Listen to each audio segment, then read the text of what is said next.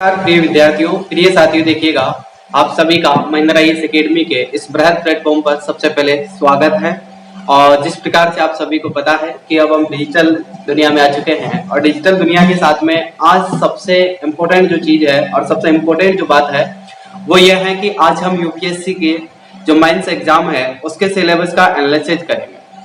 आप सभी का सबसे पहले रिक्वायरमेंट यही था कि सर जब भी डिजिटल प्लेटफॉर्म पर आए सबसे पहले आप हमें सिलेबस समझाइएगा, सिलेबस का क्या डायरेक्शन है। वैसे सिलेबस मैंने कंप्लीट रूप से आपको समझा दिया है, लेकिन फिर भी एक बार जो है डिजिटल के माध्यम से मेरा हैंड राइटिंग मेरे द्वारा जो तैयार किया गया है यूपीएससी का जो सिलेबस है उसको जो तैयार किया गया है यूनिट्स के हिसाब से, पार्ट्स के हिसाब से और उसके बाद में उसके टॉपिक्स के हिसाब से, तो उसके बारे में आज हम कंप्लीट रूप से एनालिसिस करेंगे। देखिएगा साथियों, यूपीएससी की प्रिपरेशन करने के दौरान जो है सबसे बड़ी समस्या जो आती है वो यही है कि विद्यार्थी यूपीएससी के सिलेबस को ही नहीं समझ पाता है। क्योंकि यूपीएससी के सिलेबस को समझे कैसे, जब यूपीएससी का सिलेबस जो जारी किया जाता है आयोग के द्वारा तो एक राजपत्र के द्वारा जारी किया जाता है और जिसको अगर आप कहे तो लगभग 100 पेज से लेकर 109 110 पेज उसके लगभग होते हैं।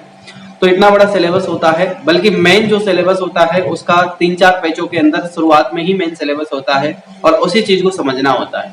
सबसे इंपॉर्टेंट चीज यह है कि काफी लोग जो प्रीलिम्स एग्जाम्स के पीछे भागते हैं, प्रीलिम्स एग्जाम के सिलेबस का एनालिसिस करना चाहते हैं, उनके लिए भी अग्रिम समय में जो है एक वीडियो आप लोगों को भी लेकर आऊंगा जिसके अंदर प्रीलिम्स एग्जाम का भी कंप्लीट सिलेबस का एनालिसिस करूंगा।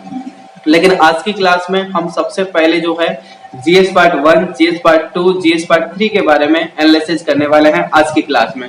जिस प्रकार से आप सभी ने थंबनेल देखा था और मैंने थंबनेल के ऊपर लिखा था सबसे पहले कि आज की क्लास में हम बात करेंगे यूपीएससी के मेंस एग्जाम के कंप्लीट रूप से सिलेबस जो है उसका एनालिसिस करेंगे, जिसके अंदर जीएस पार्ट 1 और जीएस पार्ट 2 यानी कि जीएस पार्ट 1 के साथ में यानी कि GS part 1, GS part 2, GS part 3 और जीएस पार्ट 4 यानी कि चारों जो पेपर है उसका कंप्लीट सिलेबस का एनालिसिस करेंगे। उसी के साथ में मैंने एक थंबनेल और दिया था और थंबनेल ये था कि देखिएगा अब गरीब का भी जो बच्चा है यानी कि अब जो गरीब है वो भी आईएएस आईपीएस बनेगा, हम दावे के साथ कहते हैं। अब मैं दावे के साथ कहने का मतलब यहाँ पर आप लोग समझ रहे होंगे कि मैं दावे के साथ क्या कहना चाह रहा हूँ। कुछ समय पश्चात जो है आप लोगों को यूपीएससी के सिलेबस के साथ में मैं एक बेहतरीन रणनीति के साथ में काम करने वाला हूं, जो कि आप लोगों को पहले ही पता है जो विद्यार्थी हमारे साथ में जुड़े हुए हैं। और जो नए विद्यार्थी हैं अगर जुड़ना चाहते हैं, यूपीएससी की तैयारी करना चाहते हैं और कंप्लीट रूप से तैयारी करना चाहते हैं और ढंग से अगर तैयारी करना चाहते हैं तो वो विद्यार्थी हमारे साथ ज्वाइन कर सकते हैं, जुड़ सकते हैं। उनका हमारे परिवार में और आप सभी के संगठन में, समूह में बहुत बहुत स्वागत है, आप लोग आ सकते हैं। चलिएगा साथियों, आज की क्लास में अब हम लोग करते हैं एनालिसिस। सबसे पहले यूपीएससी जिस प्रकार से आप सभी को पता है प्रीलिम्स एग्जाम के बारे में आप जानते हैं। दूसरा आपका जो है जीएस पेपर होते हैं। जीएस के अंदर 4 पेपर हमारे होते हैं, जिसके अंदर जीएस पेपर 4 यानी कि जीएस पेपर 1 होता है, जीएस पेपर 2 होता है, जीएस पेपर 3 और जीएस पेपर 4 होता है। 4 पेपर आप लोगों को पता है कि 4 पेपर कंप्लीट रूप से होते हैं। और दूसरी बात जो है मैंने बताया था कि देखिएगा सिलेबस को कभी भी जो है हमें रटना नहीं है, बल्कि सिलेबस को क्या करना है, समझना होता है। और सिलेबस को समझने के लिए ही हम लोग आज की क्लास आप लोगों के लिए लेकर आया हूं। काफी समय आपका लगेगा, लगभग 30 से 40 मिनट लग सकती है, लेकिन अगर आप यूपीएससी की तैयारी कर रहे हैं और अगर करना चाहते हैं और सपना देख रहे हैं तो ये क्लास जो है आप लोगों के लिए इतनी इंपॉर्टेंट साबित होगी कि आप लोग कल्पना भी नहीं कर सकते, आप सोच भी नहीं सकते हैं। ठीक है, चलिएगा इसके साथ में मैं आपको रिसोर्स भी बताऊंगा कि कौन कौन से रिसोर्स है जिसके माध्यम से आप लोग सेल्फ स्टडी के माध्यम से भी जो है, अगर जो विद्यार्थी चाहते हैं कि हम सेल्फ स्टडी करना चाहते हैं, ठीक है, तो सेल्फ स्टडी भी आप लोग कर सकते हैं। और सेल्फ स्टडी के लिए भी मैं बुक्स, मटेरियल सब कुछ बताऊंगा, सारी चीजें स्रोत में बताऊंगा कि आप कहां से किस टॉपिक को पढ़ सकते हैं, वो सारी चीजें भी मैं इसके अंदर एनालिसिस करूंगा। बाकी आप लोगों के ऊपर डिपेंड करता है कि आप लोग किस प्रकार से प्रिपेयर करते हैं। तो सबसे पहले आप सभी की संस्था जो है महिंद्रा IAS एकेडमी, उसके अंदर दोबारा से आप सभी का बहुत बहुत स्वागत है। आइए अब हम सबसे पहले बात करते हैं जीएस पेपर 1 के बारे में। जीएस पेपर 1 आपका है। जीएस पेपर 1 आपको पता है कि जिस प्रकार से कितने अंकों का है, 250 अंकों का तो जीएस पेपर 1 है, जिसके अंदर देखिएगा सबसे पहला जो सब्जेक्ट लिया गया है वो पहला सब्जेक्ट आपको जो है भारतीय विरासत और संस्कृति के बारे में जानकारी। ठीक है, तो भारतीय संस्कृति के बारे में बताया गया है। पहला सब्जेक्ट आपका है जिसके अंदर भारतीय विरासत और संस्कृति की बात की गई है। दूसरा सब्जेक्ट आप लोगों का है जिसके अंदर विश्व के इतिहास की बात की गई है। तीसरा सब्जेक्ट आपका है जिसके अंदर ज्योग्राफी की बात की गई है, और चौथा सब्जेक्ट आपका है जिसको सोशियोलॉजी यानी कि समाजशास्त्र हम लोग कहते हैं। तो ये 4 सब्जेक्ट आपके कंप्लीट हो गए, ठीक है। यानी कि संपूर्ण रूप से जीएस पेपर 1 जो है उसके अंदर हमारे पास में कितने पेपर है, यानी कि 4 पेपर, सॉरी 1 पेपर है, 4 पेपर्स है। 4 पेपर्स के अंदर फर्स्ट पेपर जीएस पेपर 1 कहलाता है, और जीएस पेपर 1 जो कहलाता है वो 250 अंकों का होता है, और उसके अंदर जो है 4 सब्जेक्ट इन्वॉल्व है। पहला सब्जेक्ट है भारतीय विरासत संस्कृति यानी कि हिस्ट्री का ही टॉपिक है, साथ में विश्व का इतिहास यानी कि विश्व का और भारत का इतिहास जो है वो तो इसमें सम्मिलित है ही ऑलरेडी, और इसके साथ में भूगोल, और उसके बाद में समाजशास्त्र। अब हम बात करेंगे अलग अलग पार्ट्स के हिसाब से कि कौन कौन से पार्ट्स में क्या क्या सिलेबस दिया गया है। तो सबसे पहले आप लोग देखिएगा, यानी कि पहले जो पार्ट है आपका या पहली यूनिट जो आपकी दी गई है वह है आपके भारतीय विरासत और संस्कृति। भारतीय विरासत और संस्कृति के अंदर हमें आप लोगों को पढ़ना क्या क्या है वो चीज आप समझ लीजिएगा एक बार। तो देखिएगा, सबसे पहले हम भारतीय विरासत और संस्कृति के अंदर हमारा एक पहला टॉपिक आता है, उसका नाम है पहले टॉपिक का भारतीय संस्कृति की प्राचीन काल की और आधुनिक काल तक की जो कला का जो स्वरूप है उसके बारे में आप लोगों को कंप्लीट रूप से क्या करना है, अध्ययन करना है, कंप्लीट रूप से आप लोगों को एनालिसिस करना है, ठीक है। तो ये आपका आधुनिक काल यानी कि प्राचीन काल से लेकर आधुनिक काल तक आप लोगों को क्या करना है बेटा, आप लोगों को स्टडी करनी है, और किसकी करनी है, भारतीय संस्कृति की करनी है। इसके बाद में यानी कि प्राचीन साहित्य यानी कि जो साहित्य रहा है प्राचीन काल का उसके बारे में आपको पढ़ना है, जिसको मैंने आप लोगों को ऑलरेडी पढ़ा चुका हूं। वास्तुकला के मुख्य पहलू यानी कि वास्तुकला किस प्रकार की कलाकृति रही है, किस प्रकार के किस शैली से निर्मित है, ठीक है। तो किस प्रकार की शैली का जो है मिश्रण है, किसका ज्यादा प्रभाव रहा है, किसका सकारात्मक प्रभाव रहा है, नकारात्मक प्रभाव रहा है, तो उसके बारे में भी कंप्लीट आपको पता होना चाहिए। इसके बाद में अगला जो 4 यानी कि यूनिट नंबर 4 आपकी जो है उसके अंदर बताया गया है कि 18वीं शताब्दी का आधुनिक भारत का इतिहास, यानी कि 18वीं शताब्दी के आधुनिक भारत के इतिहास के बारे में। और इसके बाद में आधुनिक भारत का इतिहास तो आप लोगों को पता ही है कि स्पेक्ट्रम की बुक से आप लोग पढ़ते हैं। उसके बाद में आगे नीचे में स्रोतों के अंदर बताऊंगा कि आप लोग कहां से बेहतरीन मटेरियल जो है आप पढ़ सकते हैं। इसके बाद में दूसरी बात है महत्वपूर्ण घटनाएं, यानी कि 18वीं शताब्दी के बाद की जो महत्वपूर्ण घटनाएं हैं, 1857 की क्रांति के बाद की जितने भी इंपोर्टेंट जो घटनाएं हुई है उनका भी आप लोगों को ध्यान रखना है, उनको भी आप लोगों को अध्ययन करना है। चलिए आगे चलते हैं। उसके बाद में व्यक्तिगत विषय, यानी कि व्यक्तिगत विषय के अंदर देखिएगा यहाँ पर यानी कि महान व्यक्ति कौन कौन हुए हैं, जैसे आपके हुए हैं महात्मा गांधी हुए हैं, जवाहरलाल नेहरू हुए हैं, ठीक है। तो उनके बारे में तथा और भी जो महान व्यक्ति हुए हैं, सरदार वल्लभ भाई पटेल हुए हैं, ठीक है। तो उनके बारे में भी आप लोगों को क्या करना है बेटा, अध्ययन करना है। जैसे सरदार वल्लभ भाई पटेल है, और भी बहुत सारे लोग हैं, मोहम्मद जिन्ना जो है यानी कि पाकिस्तान की किस प्रकार से मांग करते हैं अलग से, तो उनके बारे में भी हमको क्या करना है, संपूर्ण रूप से अध्ययन करना है, ठीक है। चलिएगा आगे चलते हैं। आगे चलने के साथ साथ देखिएगा अब अगला जो है आपका टॉपिक रहा है उसका नाम है स्वतंत्रता संग्राम, यानी कि अगला जो टॉपिक यूनिट जो आपकी है उसका नाम है स्वतंत्रता संग्राम। और अगली क्लास में यानी कि स्वतंत्रता संग्राम के बारे में भी आप लोगों को जानकारी होनी चाहिए। स्वतंत्रता संग्राम किस प्रकार से प्रारंभ होता है, कैसे होता है, उनके बारे में आपको ध्यान होना चाहिए। दूसरी बात यानी कि यूनिट नंबर 8 जो है उसके बारे में यानी कि स्वतंत्रता के पश्चात एकीकरण और पुनर्गठन, यानी कि स्वतंत्रता यानी कि आजादी मिलने के बाद में 1947 के बाद का जो इतिहास है उसमें किस प्रकार से एकीकरण होता है, पुनर्गठन होता है, जिसमें सरदार वल्लभ भाई पटेल का बहुत योगदान रहता है। लोग कहते हैं कि सबसे ज्यादा योगदान जो है लोहा पुरुष उनको कहा गया है, तो सरदार वल्लभ भाई पटेल का बड़ा योगदान रहा है। तो उनके बारे में और उनके द्वारा जो कार्य किए गए हैं, किसको किस जिले को किस राज्य में मिलाया गया है, किस राज्य को किस जगह से तोड़कर मिलाया गया है, उनके बारे में और सीमा ज्ञान आप लोगों को होना चाहिए, जो कि हम संपूर्ण रूप से भारतीय संस्कृति जब हम पढ़ेंगे, यानी कि अभी वर्तमान समय में आपको पता है कि हम लगभग जो है यानी कि और तो इस क्लास के अंदर यानी कि इस टॉपिक्स के अंदर से अगर मैं बात करूं कि मैं आपको किस किस की क्लासेस दे चुका हूं, क्या क्या चीजें मैंने आपको पढ़ा दी है, तो देखिएगा भारत की यानी कि प्राचीन काल की जो संस्कृति की बात हम लोग कर रहे हैं यहाँ पर, तो संस्कृति के अंदर आप लोगों को मैंने साहित्य आपको पढ़ा दिया है, वास्तुकला यानी कि मैंने कंप्लीट रूप से आपको साहित्य पढ़ाया है, जिसके अंदर मैंने जैन धर्म हिंदू धर्मों के बारे में पढ़ाया है, उसमें साहित्य उसके अंतर्गत ही आता है। प्राचीन काल के बारे में मैंने आपको पढ़ाया है, आधुनिक काल तक का इतिहास जो है लगभग मैंने आपको कंप्लीट कर दिया है, ठीक है। उसके बाद में आगे चलते हैं, तो आगे देखिएगा यानी कि 2 पॉइंट तो आपके ये हो गए हैं कि 2 पॉइंट मैंने आपको पहले कंप्लीट करवा दिए हैं। इसके बाद में तीसरा पॉइंट यानी कि आधुनिक भारत के इतिहास का यानी कि यूनिट नंबर जो 4 है आपकी, वो भी मैंने आपको कंप्लीट कर दी है, ठीक है। इसके बाद में जो है यानी कि महत्वपूर्ण घटनाओं के बारे में हम लोग चर्चा नहीं कर पाए हैं अभी तक, ठीक है।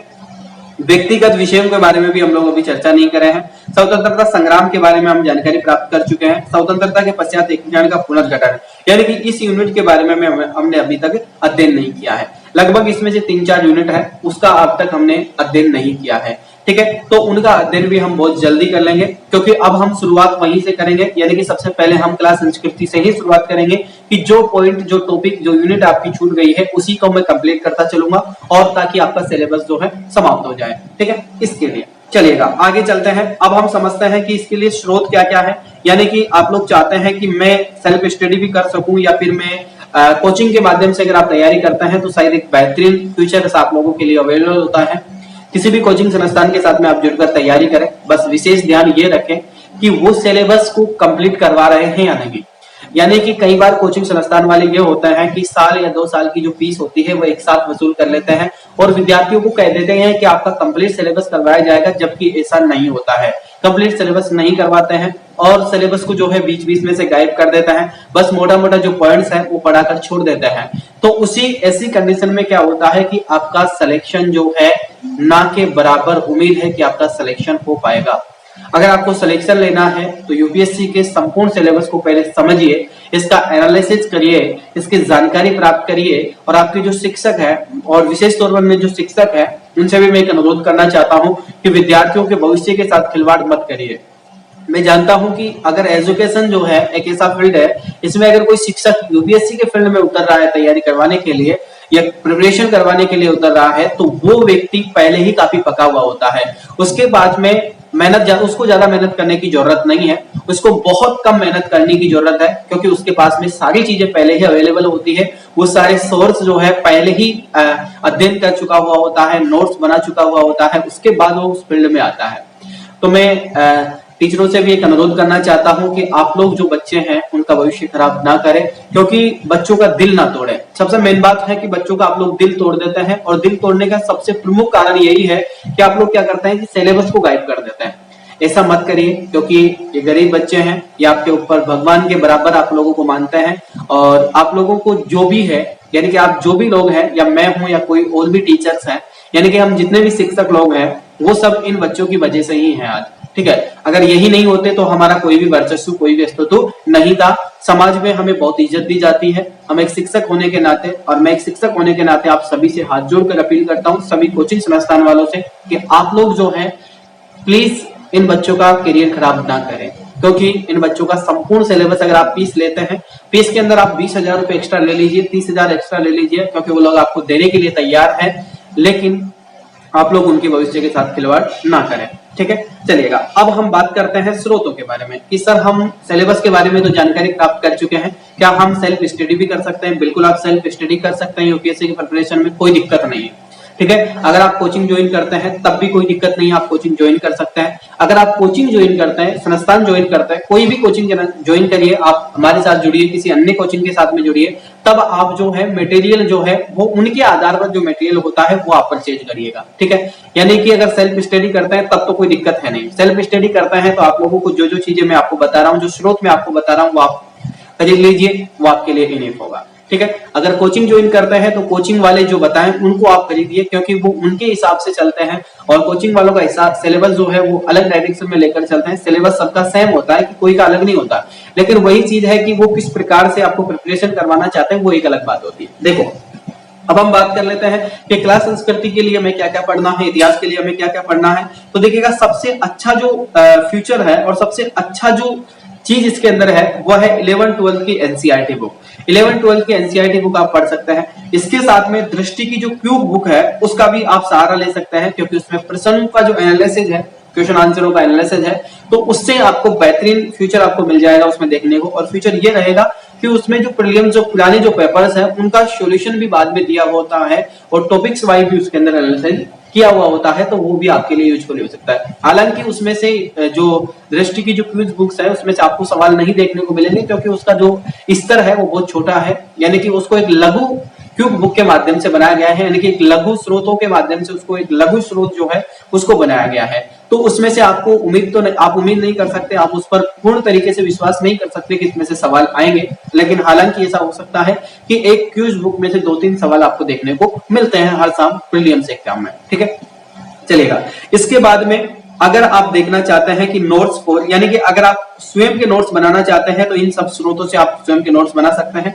इसके लिए इसके बाद में जो है मैं आप लोगों को हमेशा कहता हूं कि प्राचीन भारत का इतिहास जो है उसको आप अच्छे से पढ़िए, मध्यकालीन भारत का इतिहास आप लोग अच्छे से पढ़िए, उसके बाद में आप आधुनिक भारत का इतिहास आप लोग अच्छे से पढ़िए, जिसमें से आप सभी को पता है कि स्पेक्ट्रम है, कौन सी जितने भी बुक्स है वो आप लोग जानते ही हैं, उनके बारे में मैं ज्यादा आपको बताऊंगा नहीं क्योंकि आप लोग स्वयं जानते हैं उनके बारे में, ठीक है चलेगा। और सीधा सीधी अगर मैं बात कहूं तो वो सब चीजें जो है आपको मार्ग भटकाने का एक जरिया है, इसलिए मैं आप लोगों को वो चीजें रिकमेंड नहीं करूंगा। आप लोग अगर चाहते हैं तो आप ले सकते हैं, उसमें कोई दिक्कत वाली बात नहीं है, चलिएगा।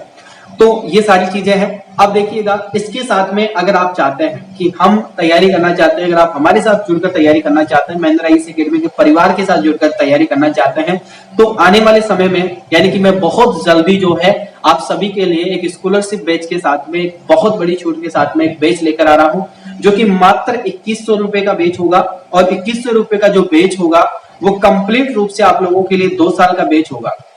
कितने वर्ष के लिए? 2 वर्ष के लिए बैच होगा। और ये जो बैच है, इस बैच के अंदर आपको प्रीलिम्स मेंस सभी की कंप्लीट तैयारी करवाई जाएगी। और इसके साथ में आप लोगों को जो है यानी कि नोट्स आप लोगों को परचेज करना होगा। और नोट्स जो है मेरे हैंडराइटिंग मतलब मेरे खुद के द्वारा बनाए गए हैं। और कोचिंग संस्थान के नोट्स जो है इतने बेहतरीन ढंग से बनाए गए हैं, अगर आप लोग विश्वास नहीं करते हैं तो जो विद्यार्थी पढ़ चुके हैं, जो तैयारी कर रहे हैं, उनसे आप बात कर सकते हैं, उनसे आप पूछ सकते हैं, या फिर आप देख सकते हैं पीडीएफ के माध्यम से भी आप देख सकते हैं। पीडीएफ में आप लोगों को अवेलेबल करवा दूंगा। महिंद्रा ईसी एकेडमी का एक टेलीग्राम चैनल है, उस पर आप जाइए, उसका आप सब्सक्राइब कर लीजिए। वहां से आपको उसके जो पीडीएफ है वो वहां पर आपको अवेलेबल मिलेंगे, तो वहां से आप उनकी क्वालिटी देख सकते हैं, सारी चीजें देख सकते हैं। यानी कि स्रोत जो है मैंने बहुत बेहतरीन इस्तेमाल किए हैं, जिसमें मैंने बहुत सारी किताबें जो है यूज की हैं उनको नोट्सों को तैयार करने के लिए, ठीक है। तो अगर आप हमारे साथ तैयारी करना चाहते हैं जुड़कर, तो इनमें से कोई भी बुक लेने की जरूरत नहीं है, क्योंकि हम हमारे स्वयं के नोट्स जो है आप लोगों को प्रोवाइड करवाते हैं। और स्वयं के नोट्स जो है इसी प्रकार से बनाए गए हैं, जिस प्रकार से नोट्स हमारे इस प्रकार से बनाए गए हैं, जिस प्रकार से कि हम आप लोगों को स्टडी करवाएंगे। और जिस प्रकार से आपके पेपर है उसी प्रकार से, जिस प्रकार से आपका सिलेबस है उसी के माध्यम से वही चीजें आपको अवेलेबल करवाई जाएगी, ठीक है। तो नोट्सों में वो सारी चीजें हैं, यूनिट्स सारी है, पॉइंट्स सारे हैं, मेंस की दृष्टि से है, प्रीलिम्स की दृष्टि से है, यानी कि मेंस की दृष्टि से इतने इंपॉर्टेंट हमारे नोट्स साबित होंगे आप लोगों के लिए। अगर आप यकीन नहीं कर सकते तो आप देख सकते हैं, हाल ही का जो आने वाला जो एग्जाम्स है वो होने वाला है, उसका मेंस पेपर आप हमारे नोट्सों से मिलान कर सकते हैं। जो पेपर निकल चुके हैं उनका मिलान आप लोग कर सकते हैं। अगर आपको बेहतरीन फ्यूचर लगे तो ही आप हमारे साथ जुड़िए, अन्यथा कोई दिक्कत नहीं है, जहां पर आप हैं यथावत सही है, ठीक है। चलिए ना आगे चलते हैं। अब देखिएगा 4 सब्जेक्ट हमारे थे, दूसरा सब्जेक्ट है हमारे विश्व का इतिहास। अब भाई देखिएगा विश्व के इतिहास में हम लोगों को पढ़ना क्या है। अब विश्व के इतिहास में वर्ल्ड हिस्ट्री में भी हमें पढ़ना होता है, जिसके अंदर 18वीं शताब्दी की प्रमुख घटनाएं, 18वीं शताब्दी की प्रमुख घटनाओं के अंतर्गत आप लोगों को पता है कि इटली का स्वतंत्रता संग्राम आएगा, ठीक है। और भी इसके अंदर अमेरिका का स्वतंत्रता संग्राम रहेगा, और भी बहुत सारी जो चीजें हैं वो इसके अंदर जुड़ी हुई है, उनके बारे में संपूर्ण रूप से हम लोग एनालिसिस करेंगे। अभी तक तो मैं यूनिट्स बता रहा हूं, केवल यूनिट्स के अंदर जो पॉइंट्स है उनके बारे में हम आगे अध्ययन करेंगे, उनके बारे में भी आपको कंप्लीट बता दूंगा। औद्योगिक क्रांति, इनके बारे में हम पढ़ना है। रूस की क्रांति, इटली की क्रांति, फ्रांस की क्रांति, फ्रांसीसी क्रांति, सैनिक विद्रोह, ठीक है। इसके बाद में इटली जर्मनी का विद्रोह, ठीक है। इसके बाद में प्रथम विश्व युद्ध जो हो जाता है उसके बारे में, वहां तक का जो इतिहास है उसके बारे में हमें जानकारी प्राप्त करनी है। औद्योगिक क्रांति के बारे में हमें संपूर्ण रूप से जानकारी प्राप्त करनी है, जिसके अंदर संपूर्ण रूप से हमें ध्यान देना होगा आधुनिक, यानी कि देखिएगा आधुनिक भारत के इतिहास में, और आधुनिक भारत के इतिहास के साथ साथ में हमें मॉडर्न हिस्ट्री यानी कि मध्यकालीन जो इतिहास है उसके अंदर भी ध्यान देना होगा, क्योंकि उस समय की भी जो औद्योगिक क्रांतियां हैं उससे सवाल काफी पूछे गए हैं मेंस एग्जाम में। चलिएगा विश्व युद्ध यानी कि तीनों विश्व युद्ध जो है उनके बारे में संपूर्ण रूप से अध्ययन करना है। उसके बाद में राष्ट्रीय सीमाओं का पुनर्सीमांकन करना है, यानी कि उनके बारे में पढ़ना है। इसके बाद में उपनिवेशवाद के बारे में, उपनिवेशवाद की समाप्ति कैसे होती है उनके बारे में, इसकी शुरुआत कैसे होती है इसके बारे में कंप्लीट जानकारी प्राप्त करनी है। इसके बाद में राजनीतिक दर्शन, यानी कि राजनीतिक दर्शन किस प्रकार का होता है, साम्यवाद, पूंजीवाद, समाजवाद आदि के बारे में आपको चर्चा करनी है, जो कि आपको सोशल साइंस, इसके जो वर्ल्ड हिस्ट्री के जो टॉपिक्स है, ये कुछ टॉपिक्स आपको सोशल साइंस में भी देखने को मिलेंगे, ठीक है। उनके बारे में सोशल साइंस के अंदर नहीं, सोशोलॉजी के अंदर आपको देखने को मिलेंगे, उसके अंदर भी अभी हम बात करेंगे आगे। चलेगा। इसके बाद में 8वीं जो यूनिट आपकी है उसके अंदर समाज पर इनका क्या प्रभाव रहा है, उपनिवेशवाद का, राजनीतिक दर्शन का, समयवाद का, यानी कि इन सबका मिलकर क्या इसके ऊपर क्या प्रभाव रहा है समाज के ऊपर, इसके बारे में हम लोग अध्ययन करने वाले हैं। ठीक है, चलिएगा आगे चलते हैं। इसी के साथ में देखिएगा आगे आपका जो है, यानी कि अगली जो यूनिट आपकी जो है, अगला जो सब्जेक्ट आपका है वो है सोशोलॉजी, यानी कि समाज शास्त्र। समाज शास्त्र के बारे में हम अगर बात करें तो समाज शास्त्र के अंदर भारतीय समाज की मुख्य विशेषताओं के बारे में हमें चर्चा करनी है। भारत की विभिन्नता, यानी कि भारत में विभिन्नताएं किस प्रकार की है, धर्म के आधार पर है, क्षेत्र के आधार पर है, ठीक है, वर्गों के आधार पर है, कार्य क्षेत्र के आधार पर है, तो इनके रूप में संपूर्ण रूप से हम कंप्लीट जानकारी प्राप्त करेंगे भारतीय विविधता के अंदर। महिलाओं की भूमिकाएं क्या है, वर्तमान समय में समाज के अंदर महिलाओं की भूमिका क्या रही है, महिलाओं का संगठन किस प्रकार से है, जनसंख्या यानी कि ज्योग्राफी से संबंधित आंकड़े आप लोगों को मैंने पहले ही प्रोवाइड करवा दिए हैं। जनसंख्या से संबंधित जो मुद्दे हैं उन पर हम बात ऑलरेडी कर चुके हैं। ठीक है, तो महिला संगठन के बारे में, महिलाओं की भूमिका क्या रही है, इन दोनों टॉपिकों के बारे में हम सोशियोलॉजी के अंदर पढ़ेंगे। ठीक है, बाकी जो टॉपिक्स हमने पढ़ लिए हैं उनको मैं दोबारा नहीं पढ़ाऊंगा, लेकिन जो चीजें मैंने नहीं पढ़ाई है उनको मैं पूरी ईमानदारी के साथ में आपको कंप्लीट करवाऊंगा। चलिएगा, चौथी यूनिट आपकी है जिसके अंदर भारतीय समाज और भूमंडलीकरण का प्रभाव क्या रहा है इसके बारे में अध्ययन करेंगे। 5वें यूनिट के अंदर हमारे सामाजिक सशक्तिकरण के बारे में, संप्रदायवाद के बारे में, क्षेत्रवाद और धर्मनिरपेक्षतावाद के बारे में भी हम लोग चर्चा करने वाले हैं। और धर्मनिरपेक्ष के बाद में देखिएगा यहाँ पर जो है संपूर्ण रूप से हमारे पास इसके लिए स्रोत कौन कौन से होने चाहिए। अब आप लोग कहेंगे कि सर इसके लिए स्रोत कौन कौन से होने चाहिए, तो देखिएगा इसके लिए स्रोत पढ़ने के लिए आपके पास में आधुनिक विश्व के इतिहास की किताब होनी चाहिए, जो आप लोग चाहें तो स्पेक्ट्रम भी मैं आपको रिकमेंड नहीं करूंगा, लेकिन आप ले सकते हैं। विश्व की किताब होनी चाहिए जिसके अंदर आधुनिक विश्व का इतिहास उसके अंदर कंप्लीट हो, जो कि अगर आप परचेज करना चाहते हैं तो शर्मा व्यास के नाम से एक बुक आती है, और एक शिक्षा मंत्रालय की एक बुक और आती है, उससे भी आप परचेज कर सकते हैं। वो भी एक बेहतरीन किताब है जो कि आधुनिक विश्व के इतिहास के लिए बनाई गई है। ठीक है, राइटर्स की किताबें आप खरीद सकते हैं। आप ग्रेजुएशन अगर करे हैं तो वहां पर आपने जो पढ़ी है वो किताबें आप खरीद सकते हैं। ठीक है, क्योंकि ये जो पूरा मैटर जो आपके सामने अवेलेबल है, जो चीजें मैं आपको बता रहा हूँ, ये जो सारा सिलेबस है, ये सिलेबस आपको पता नहीं है कि आप लोगों को पता होगा कि आप लोग अगर पढ़े होंगे, लेकिन यहाँ पर एक दिक्कत यह है कि आप लोगों ने ये सारी चीजें पढ़ रखी है। यानी कि जब आप लोग ग्रेजुएशन करते हैं, ठीक है, तो ग्रेजुएशन करते हैं, 12th पास करते हैं, अगर आप आर्ट्स बैकग्राउंड से है तो ये चीजें आप इतिहास, ज्योग्राफी, कोई भी सब्जेक्ट ले रखे हैं तो आप लोगों ने ये चीजें पढ़ी होगी। ठीक है, लेकिन शर्त इतनी सी है, और एक हमारी बदकिस्मती यह है कि हम लोगों ने इतने सब्जेक्ट नहीं पढ़े उसके अंदर। एक सब्जेक्ट पढ़ा है, जैसे इतिहास ले लिया किसी ने ज्योग्राफी ले लिया, किसी ने हिंदी साहित्य ले रखा है, किसी ने पॉलिटिकल साइंस ले लिया, किसी ने सोशियोलॉजी ले लिया, किसी ने इकोनॉमिक्स ले लिया, तो वो अलग अलग सब्जेक्ट्स की बात कर रहे हैं, तो वो अलग अलग सब्जेक्ट से मात्र एक सब्जेक्ट आप लोगों ने पढ़ा होगा। ठीक है, इसलिए आप लोगों के सामने दिक्कत हो सकती है। ठीक है, बाकी ये सारी चीजें वही है जो 12th और ग्रेजुएशन में पढ़ाई जाती है, इसका थोड़ा सा विस्तार रूप है, बस इसके आप लोग नोट्स तैयार कर लें। अगर 12th से लेकर ग्रेजुएशन की जो किताबें हैं उनको अगर आप सही ढंग से पढ़ लें सभी सब्जेक्टों को, तो शायद आपको यूपीएससी के लिए कोई भी किताब खरीदने की कोई जरूरत नहीं है, क्योंकि सीधे सीधे सवाल यहाँ से आते हैं। ठीक है, चलिएगा अब हम बात कर लेते हैं कि स्रोत कौन कौन से होने चाहिए पढ़ने के लिए। सेल्फ स्टडी भी आप लोग कर सकते हैं, अगर हमारे साथ जुड़कर तैयारी करना चाहते हैं तो बहुत बेहतरीन फ्यूचर है आप लोगों के लिए। अगर नहीं करना चाहते हैं, पहले आप ऑलरेडी ज्वाइन कर रखे हैं तो कोई दिक्कत नहीं है। तो देखिएगा, इसके लिए आप बुक भी ले सकते हैं, इसके साथ में आप नोट्स जो है महिंद्रा आईएएस एकेडमी के नोट्स आप ले सकते हैं। सोशियोलॉजी के बहुत बेहतरीन नोट्स तैयार किए गए हैं मेरे द्वारा, मेरे हैंडराइटिंग नोट्स हैं। इसके साथ में समाज शास्त्र की यानी कि दृष्टि की बुक आती है, वो भी आप खरीद सकते हैं। मार्केट में नोट्स भी इसके अवेलेबल है, जो भी आप खरीद सकते हैं, लेकिन वो जो नोट्स है वो पुराने पैटर्न के बनाए गए हैं। लगभग वो जो नोट्स मैंने देखे हैं 2015 से 2016 के जो बैच के जो बच्चे थे उनके लिए वो इम्पोर्टेंट थे, आपके लिए वो इम्पोर्टेंट नहीं होंगे। तो मार्केट से आप नोट्स खरीदने की गलती तो बिल्कुल भी ना करें। दृष्टि की बुक का आप सहारा ले सकते हैं, कोई दिक्कत नहीं है। समाज शास्त्र की बुक आती है।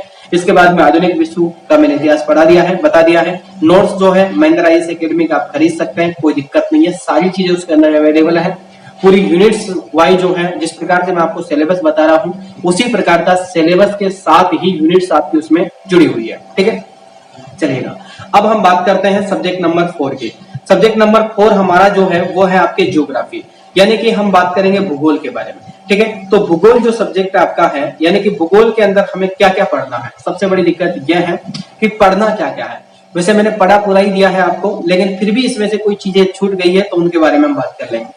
विश्व की भौतिक भूगोल की विशेषता, यानी कि ये एक टॉपिक हमारा ये छूट गया है, इसको हम लोग कंप्लीट करेंगे। सबसे पहले हम शुरुआत करेंगे, जब भी ज्योग्राफी की शुरुआत करेंगे सबसे पहले हम इसको कंप्लीट करेंगे।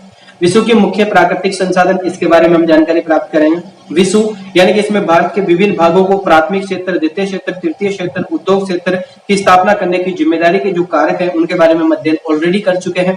यानी कि भारत का भूगोल तो मैंने आपको कंप्लीट पढ़ा दिया है, विश्व का भूगोल आपका अनकंप्लीट है, जिसके साथ में मैं आपको सारी चीजें कंप्लीट करवा दूंगा यूनिट वाइज, कोई दिक्कत नहीं है। नोट्स भी मैं आपको प्रोवाइड करवा दूंगा, ऑफलाइन नोट्स आप लोगों को मैं दे दूंगा, कोई दिक्कत नहीं है, आप लोग परचेज कर लीजिएगा। ऑफलाइन नोट्स भी आप लोगों के लिए अवेलेबल हो चुके हैं। चलिएगा अब आगे चलते हैं। आगे देखिएगा, अगला जो यूनिट आपकी जो है उसके अंदर हम भौतिक घटनाओं के बारे में बात करेंगे। भौतिक घटनाएं हैं जिसके अंदर भूकंप के बारे में, सुनामी, ज्वालामुखी, चक्रवात, यानी कि ये टॉपिक्स है, ये आपदा प्रबंधन के टॉपिक है। वैसे आपदा प्रबंधन के जो टॉपिक्स है ये आपदा प्रबंधन के ही पॉइंट्स है, लेकिन इनका अध्ययन हमें ज्योग्राफी में करना होता है। हमने ये ज्योग्राफी में पहले ही पढ़ चुके हैं सारी चीजें। भूगोल की विशेषताओं के यानी कि विशेषताओं के जिक्र कर चुके हैं, भूगोलीय जो विशेषताएं उनके बारे में हम पढ़ चुके हैं। वनस्पति और प्राण जगत के परिवर्तन के बारे में हम लोग चर्चा कर चुके हैं। इनका जो प्रभाव क्या रहा है उनके बारे में हम चर्चा कर चुके हैं ऑलरेडी, सारी चीजें हमने पढ़ ली है। ठीक है, चलिएगा। विश्व का इतिहास हमारा इसमें से छूटा है, बाकी हमने सारी चीजें इसमें पढ़ ली है। अब देखिएगा आपके लिए, यानी कि इसके अंदर स्रोत क्या क्या है कि आप किस किस से अध्ययन कर सकते हैं। तो देखिएगा बेटा, इसके लिए आपको भारत एवं विश्व का जो भूगोल है उसकी आप किताब खरीद सकते हैं। माजिद हुसैन की भी एक बुक आती है, और भी कई सारी किताबें हैं जो आप खरीद सकते हैं। माजिद हुसैन की बुक की जो माजिद हुसैन की जो किताब है उसको मैं इतना रिकमेंड नहीं करूंगा आप लोगों को, क्योंकि वो किताब मेरे पास अवेलेबल है, मैंने उसको पढ़ा है और मैंने उसमें से नोट्स भी तैयार किए हैं, लेकिन वो इतनी इंपॉर्टेंट नहीं है यूपीएससी के लिए जितना लोग उसके लिए अफवाह उड़ाते हैं। ठीक है, वो एक अफवाह है, आप लोग ले सकते हैं, कोई दिक्कत नहीं है। बल्कि उसके अंदर जो सारणी जो दी गई है, चार्ट जो सिस्टम दिया गया है वो बहुत बेहतरीन फीचर है, लेकिन वो केवल ज्योग्राफी ऑप्शनल के लिए बेहतरीन किताब हो सकती है, जबकि जीएस के लिए बेहतरीन किताब नहीं हो सकती। ठीक है, तो उसके लिए आप लोग और भी चीजें हैं हमारे पास है, जो कि मैंने यहाँ पर स्पष्ट लिखा है कि एनसीईआरटी 11th 12th की आप किताब पढ़ सकते हैं। इसके साथ में आप महिंद्रा ईस एकेडमी के कंप्लीट नोट्स जो है वो आप परचेज कर सकते हैं। नोट्स से आप लोग आराम से तैयारी कर सकते हैं, कोई दिक्कत नहीं है। और साथ में आप वीडियो रिकॉर्डेड फॉर्म में लेना चाहते हैं तो आप पेन ड्राइव भी हमारे पास अवेलेबल है, हम पेन ड्राइव के अंदर भी जो है आप लोगों को अवेलेबल करवा देंगे, और साथ ही में जो है आपको नोट्स भी अवेलेबल करवा देंगे। और इसी के साथ में एक सबसे बेहतरीन चीज मैं लेकर आया हूं, और वो ये है कि मैं अब जो है बहुत जल्दी जो है यानी कि टेस्ट सीरीज हम लोग जारी करने वाले हैं। और टेस्ट सीरीज हमारे जो बच्चे बैच ज्वाइन कर रखे हैं उनके लिए निःशुल्क रहेगी, और जो बच्चे टेस्ट सीरीज ज्वाइन करना चाहते हैं उनके लिए पेड कोर्स है, उनके बारे में आप संपर्क कर सकते हैं संस्थाओं के नंबर पर, आपको सारी जानकारी मिल जाएगी। ज्यादा नहीं होगा शुल्क।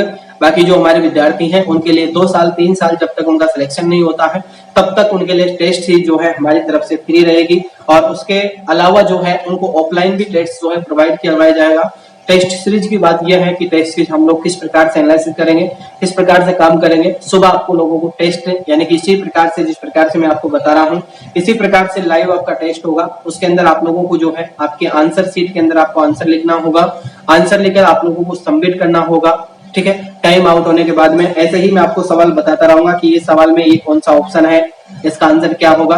तो ये जो सारी चीजें हैं वो आप लोगों के लिए रहेगी। ठीक है, तो उनके बारे में हम लोग चर्चा करेंगे। ठीक है, तो उसमें हम आप लोगों को जो है मैं बहुत सारी चीजें देने वाला हूँ, बहुत सारे फीचर्स मैं आपको दूंगा, जिसके अंदर आप लोगों को टेस्ट सीरीज बहुत जल्दी प्रीलिम्स एग्जाम क्वालिफाई करने के लिए टेस्ट सीरीज सबसे जरूरी है। और टेस्ट सीरीज हम बहुत जल्दी जारी करेंगे, जिसके अंदर हम रोज एक पेपर का एनालिसिस करेंगे, एक पेपर आप लोग सोल्व करेंगे, खुद आपको एक पेपर दिया जाएगा, उस पेपर का आप लोग आंसर लिखेंगे पहले, उसके बाद में आप लोगों को उसी पेपर का जो शाम को जो है उस पेपर का सॉल्यूशन दिया जाएगा। सुबह आपका टाइम रहेगा 4 से 5 या फिर 5 से 6 बजे या 6 बजे से 7 बजे के बीच का, सुबह मॉर्निंग टाइम में हम पेपर सोल्व करेंगे। ठीक है, लाइव रहेगा पेपर का जो शेड्यूल है, पेपर आप लोगों को जो करवाया जाएगा वो लाइव हम लोग रखेंगे, और लाइव के साथ में ही हम लोग जो है एनालिसिस करेंगे शाम के समय, उसी पेपर को एनालिसिस करेंगे शाम के समय। ठीक है, तो ये सारे फीचर्स आप लोगों के लिए बहुत जल्दी हम लोग आप लेकर आ रहे हैं, तो आप सभी लोग हमारे साथ बने रहिए। अगली क्लास में हम बात करेंगे जीएस पेपर सेकंड का सिलेबस के बारे में। जीएस पेपर फर्स्ट का जो सिलेबस है वो किस प्रकार से आप लोगों के लिए यूजफुली रहा और कितना उपयोगी आप लोगों के लिए रहा, आप लोग मुझे कमेंट करके जरूर बताएं। और आपका जो कमेंट है वो कमेंट ही मेरे लिए बहुत यूजफुली है और मेरे को मोटिव करता है ताकि मैं लगातार काफी समय से मेहनत कर रहा हूँ और आप लोगों ने मेरा सपना साकार किया है, तो मेरा भी फर्ज बनता है कि मैं भी आपका और आपके घर वालों का सपना साकार करूं। उसके लिए मैं तत्वदान में कंप्लीट रूप से लगा हुआ हूं। आप लोगों का भी थोड़ा सा सहयोग चाहिए मुझे कि आप लोग भी अच्छे से स्टडी करें, अध्ययन करें, ताकि आपके परिवार का और आपका सपना सच हो सके। ठीक है, फीस का कोई इशू नहीं है, फीस आप लोगों के लिए नामात्र रहेगी। आप लोग फीस के लिए और आने वाले समय में मैं एजुकेशन के लिए एक बेहतरीन काम करना चाहता हूँ और बेहतरीन काम यह है कि मैं चाहता हूं कि एजुकेशन में जो है, यानी कि किसी विद्यार्थी की जो तैयारी है या किसी विद्यार्थी जो है पैसों की वजह से वंचित ना रहे। कोई भी विद्यार्थी जो है एजुकेशन यानी कि शिक्षा ग्रहण करने के लिए वंचित ना रहे। मेरा सबसे पहला धर्म और सबसे पहला कर्तव्य यही रहेगा। उसके लिए मैं एक बेहतरीन फ्यूचर आप लोगों के लिए लेकर आऊंगा। बहुत जल्दी आप लोगों को बताऊंगा।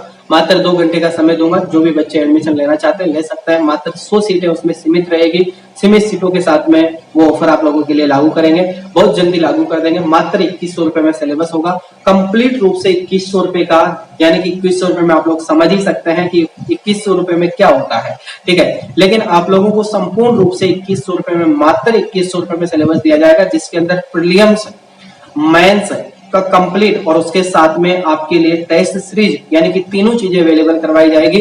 नोट्स आप लोगों को अलग से खरीदने पड़ेंगे, क्योंकि नोट्स का आप लोग इतना, यानी कि नोट्स को हम इसमें इन्वॉल्व नहीं कर सकते क्योंकि नोट्स का खर्चा अलग होता है। और साथ ही में अगर आप लोग पैसों की कमी देखकर, यानी कि आप सोच रहे होंगे कि पैसे कम है, तो इसका मतलब ये नहीं है कि आप लोग ऐसे मत समझिएगा कि पैसे अगर कम है तो क्वालिटी के साथ में समझौता किया गया होगा। क्वालिटी बिल्कुल समझौता नहीं किया गया है, क्वालिटी सबसे बेहतरीन दी गई है। आप बड़ी बड़ी संस्थानों में 2.5-3 लाख रुपए खर्च कर कर आते हैं, उनसे अगर कमजोर हमारी क्वालिटी है, अगर हमारे स्टडी मटेरियल अगर कमजोर है, तो आप लोग कहेंगे कि हाँ बिल्कुल कमजोर है सर, तो मैं आप सभी के साथ में एक वादा करता हूं कि मैं पढ़ाना छोड़ दूंगा। अगर मेरा कंटेंट जो तैयार किया गया है, हाँ हो सकता है कि इसमें त्रुटि हो सकता है कंप्लीट नहीं हो, यानी कि त्रुटि हो सकती है, क्योंकि हर व्यक्ति जो है मतलब मेरा जो दिमाग है वो इतना परिपक्व नहीं है या फिर परिपूर्ण नहीं है कि मैं हर चीज के लिए जो है बेहतरीन हो सकता हूं। लेकिन ये जरूर है कि यूपीएससी के सिलेबस के डायरेक्शन के अनुसार मैं बेहतरीन नोट्स तैयार कर रहा हूं। मेरे नोट्सों में कोई दिक्कत नहीं होने वाली, ये मैं इतना भरोसा है मेरे ऊपर और इतना अपने आप पर मुझे इतना विश्वास है, क्योंकि मैंने जो स्रोत लिए हैं आप लोग नहीं मानेंगे। मैंने इतनी किताबें जो है, इतनी किताबें ली है कि उनके स्रोत जो है आप लोग देखेंगे। अभी मैं आप लोगों को मेरा जो रूम है उसका एक बार रिव्यू आप लोगों को करवाऊंगा, उसमें मैं आप लोगों को बताऊंगा कि मेरे पास किताबें कितनी हैं और मैंने नोट्स किन किन किताबों से तैयार किए हैं, उनके बारे में बेहतरीन फीचर के साथ में मैंने अवेलेबल करवाया है। और बहुत सारे नोट्स मैंने इतने बेहतरीन तरीके से बनाया है कि आप मान नहीं सकते। मैं लगातार 3 साल से केवल नोट्स तैयार कर रहा हूँ। यूपीएससी के लगातार केवल मैं 3 साल से तो केवल नोट्स तैयार कर रहा हूँ, और नोट्स भी इतने बेहतरीन फीचर के साथ में तैयार कर रहा हूँ कि आप लोग सोच भी नहीं सकते। ठीक है, चलिएगा, और इससे ज्यादा मैं आप लोगों को भरोसा नहीं दिला सकता। अगर आप लोगों को विश्वास है तो आप लोग जुड़ जाइए, अन्यथा आपकी इच्छा है जहां से आप तैयारी करना चाहें बेहतरीन तैयारी करिए, भरोसे के साथ तैयारी करिए और अपने आप को इतने कॉन्फिडेंस रखिए कि हाँ इस बार सिलेक्शन लेके ही रहना है और सिलेक्शन लेके रहूंगा मैं। ठीक है, मैं गरीब हूं तो गरीबी, इसके लिए एजुकेशन जो है, शिक्षा के लिए गरीबी कोई औचित्य नहीं रखती है। अगर आप लोगों को अच्छे लोग मिल जाता है तो गरीबी जो है कोई बाध्य नहीं बनती है एजुकेशन के लिए। लेकिन आप शर्त इतनी सी है कि आपको अच्छे लोग मिले, लेकिन इस दुनिया में अच्छे लोग मिलते नहीं है। सबसे बड़ी कमजोरी यही है और सबसे बड़ी दुख की बात भी यही है। चलिएगा, आज की क्लास हम यहीं पर स्टॉप करते हैं, फिर अगली क्लास में आप लोगों से मुलाकात करूंगा। तब